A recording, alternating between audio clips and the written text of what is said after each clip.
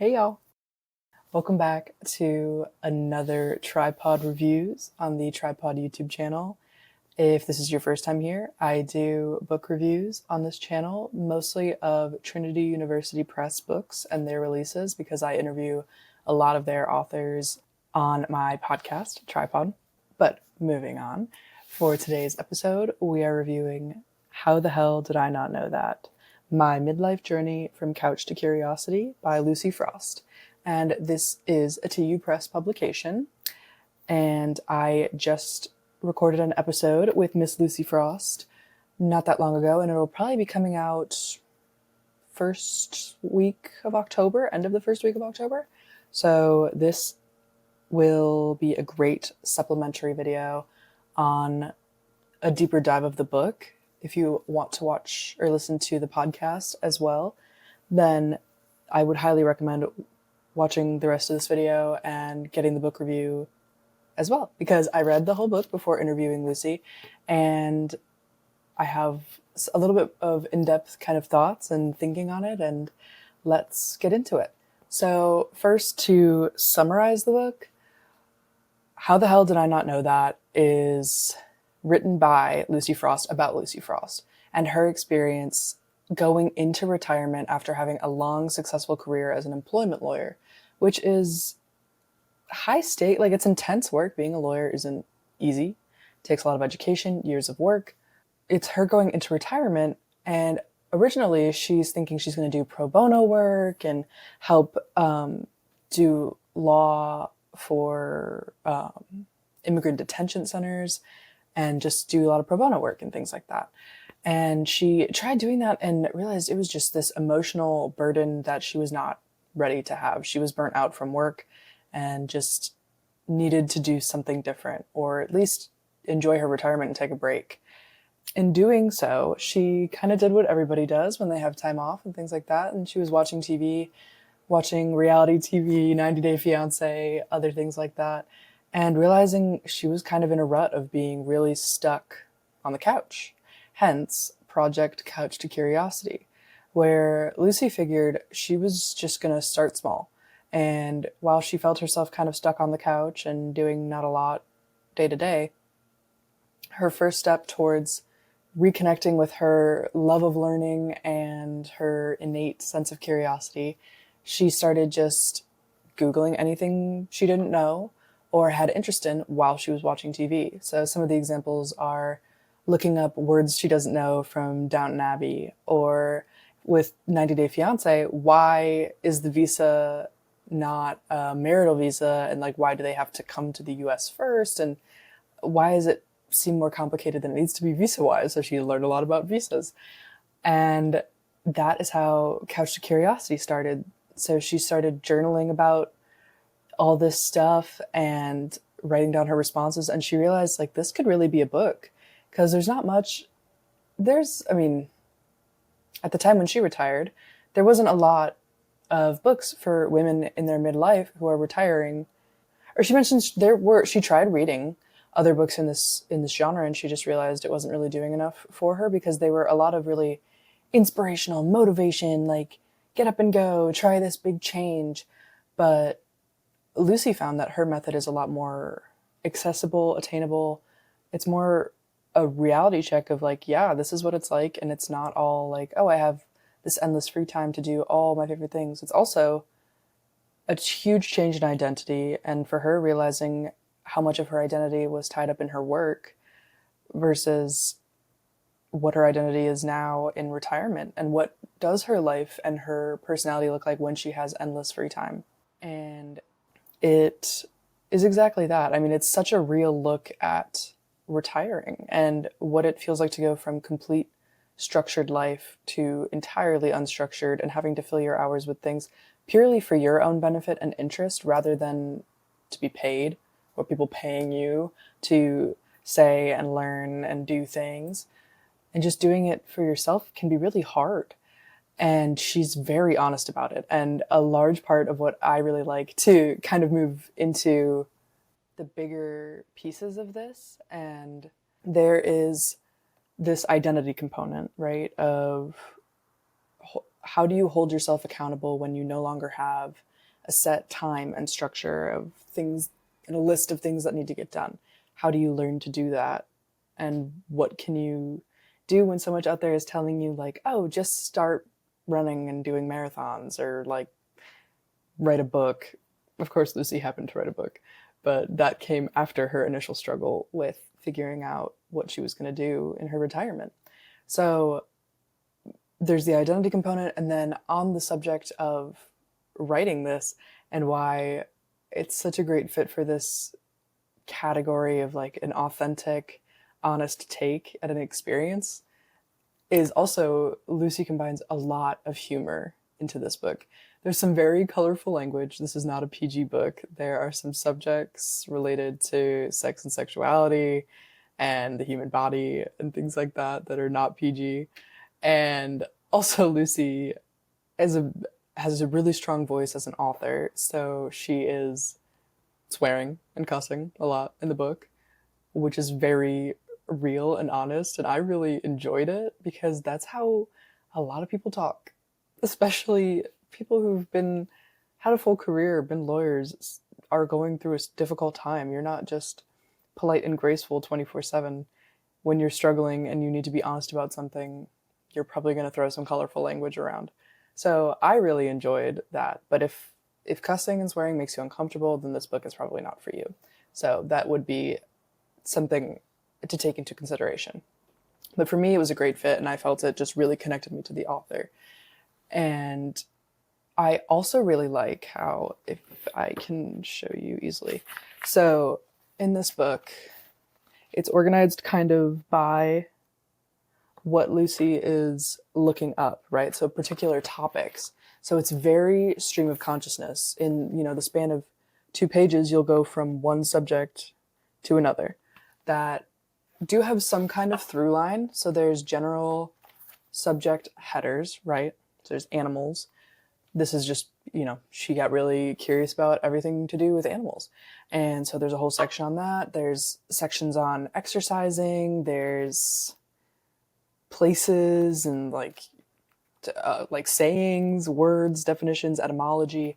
It's very stream of consciousness. And after interviewing Lucy, I asked her, like, what is the best way to read this book? Because you truly could start at the end and go to the beginning. It's very just the flow of curiosity, how our minds ask questions when we don't have other stimulus.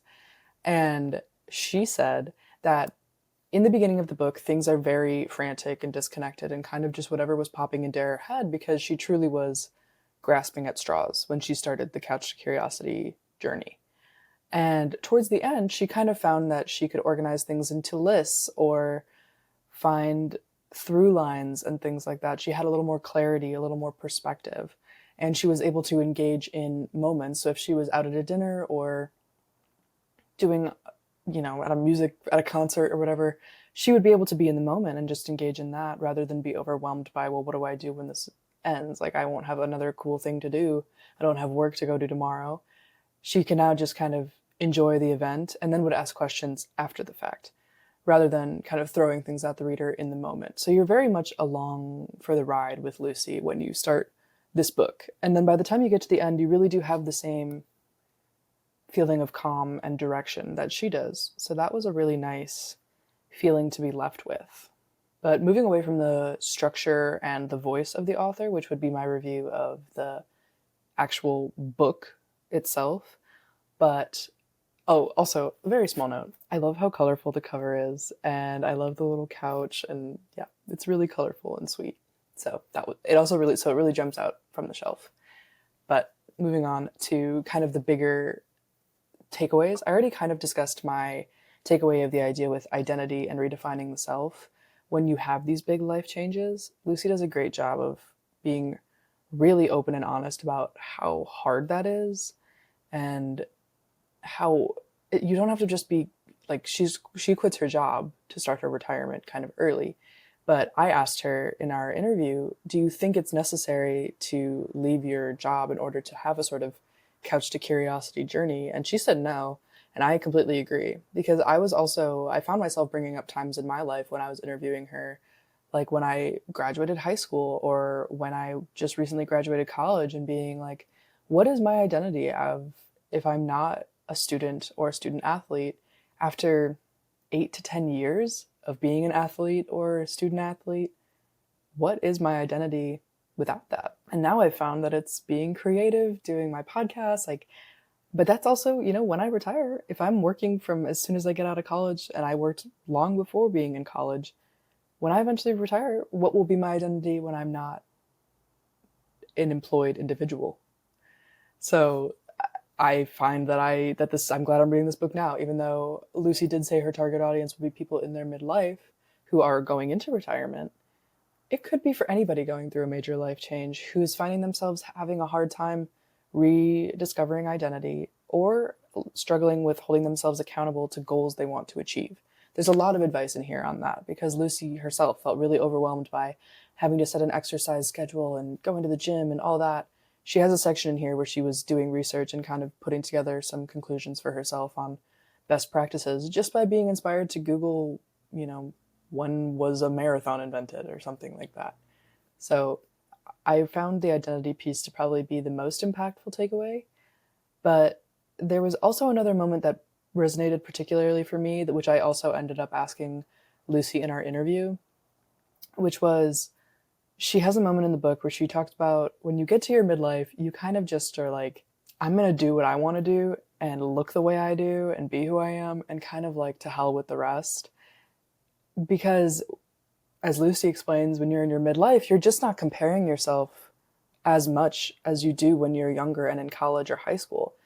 And when I read that in her book, like that particular moment, and when we talked about it in our interview, I was like, wow, yeah, high school, I was obsessed with comparing myself to other people, especially as an athlete, being stronger than someone, faster than someone, getting playing time as a result on the field, like comparing yourself GPA wise as a student, all of those things. Like, you are in constant competition to get into college, and then once you're in college, you're competing for the same things: job opportunities, internships, blah blah blah. That comparison to all the other students, what other students are doing, what their schedule load looks like, if they're in this or that club, if they're part of Greek life, if you're not part of Greek life, all of these comparisons, not to mention the ones that all adults, all people have, of just like physical body comparisons, success comparison, material possession comparison. It is just the biggest hindrance to self-acceptance. And this process of the whole message of the couch to curiosity concept of just like following your interests and passions and putting aside the other things that are not as important anymore. Like, Lucy was being kept from all these great questions and curiosity because she was so focused on work, that part of her identity. And that was okay. That was where she was at in her life. But if you've reached a part now where that's not the biggest thing, or if you're graduating high school, college, and you're realizing, oh, what are my interests? What really piques my curiosity? You can't compare yourself to what other people are doing when you're trying to figure that out, or else you're going to be swayed and biased, and like everyone's going to put this stuff on you that's going to sway you probably away from your real passions because you're too concerned with what other people are thinking. So I really like that message. And as a young woman, that's something I really want to try and keep in mind, is comparing myself to other young women is never going to be helpful. Whereas I can just connect with those people, and we can kind of, as a whole, encourage each other to be curious and follow our passions, build ourselves up, all that good stuff. I really loved that message. And it's certainly not a novel one, but it was a really good reminder that I didn't expect from this book, especially because I'm not the target audience. So that's just a testament to say that if you see this book and you realize it says midlife, that doesn't mean it's not for you if you're not a midlife aged individual. Another note was just that being your authentic self will attract those that are meant to be in your life and repel those that are not. Lucy candidly talks about, during the time of retiring and writing this book, her marriage was going through a difficult time, and she ended up getting divorced through these experiences. So she's that idea of just writing something like this and pursuing your passions regardless of, well, not regardless, but those who stick with you and encourage you during those times are who are meant to be with you. But if you're following false passions or falsely following a passion, in a not genuine way, where you're hurting yourself to pursue a certain passion, expelling too much energy or avoiding other tasks, that's going to draw in the wrong kind of people who are going to encourage you toward the wrong frame of mind and the wrong interests, blah, blah, blah. But if you're your authentic self, like Lucie tries to be, with swearing and with her silly sense of humor and finding her funny interests and enjoying reality TV and all of that, if you're authentic like that, you're going to draw in people who care about the same things and want to be inspired by you. That's why I think picking up this book is such a great idea, because maybe if you're struggling to connect to what that authentic self might be, this book might show you either, it might remind you of who you do want to be like, the interests you do want to pursue that you maybe have put on the back burner because you have other stuff going on, or it might show you what you don't so much want. Maybe you don't want to be somebody who swears a lot. Maybe you don't want to be somebody whose sole interest is animal facts. If you find yourself reading that section of the book and you're not intrigued, okay, then maybe you shouldn't be wasting your time at your job where like animals is the main focus. You know what I mean? This book could really help you weed through if you're spending your time on things you do truly have an interest in and care about, rather than wasting your time with people or things or subjects that aren't serving you. Last takeaway, that this kind of came out more in the interview than the book. But in retrospect, I think this message will really help anybody who is picking up this book to read it soon. This is a huge part of it. Of that, Lucie was saying to me how, in this part of writing the book and journaling about her Couch to Curiosity project, she became an empty nester, right? So all her kids are off to college or, out of the house. And she remembered a conversation with her son who was really nervous about figuring out their major and what they were going to do in college, what their course of study, what clubs, the same things that I was just talking about, that negativity of comparing. But outside of comparing is planning, over-analyzing. Lucie says that is not a good idea. If you plan something, like her plan, right, of I'm going to have this career, and she loves her career, right? She enjoys the career, but the plan to be, I'm going to go to school, I'm going to go to law school, I'm going to be a lawyer, and then I'm going to retire at this specific age, and then I'm going to do this and this in retirement. None of that happened, right? She did go to school, she went to law school, she became a lawyer, but she retired much earlier than she anticipated. And she found herself not able to do the activities that she had planned for when retiring. So Lucie saying that don't plan is like when you're setting yourself on a track, then you're not giving yourself the freedom to change your interests. If you're in college and you're going in as a freshman saying, I'm going to be, like myself, for example, I was like, I'm going to be an English major and a psych major. And I remember going to my first English class and getting our reading list. And I don't know why I was surprised, but this is exactly the thing. I was so down this rabbit hole of, well, I want to be a writer. I like teaching.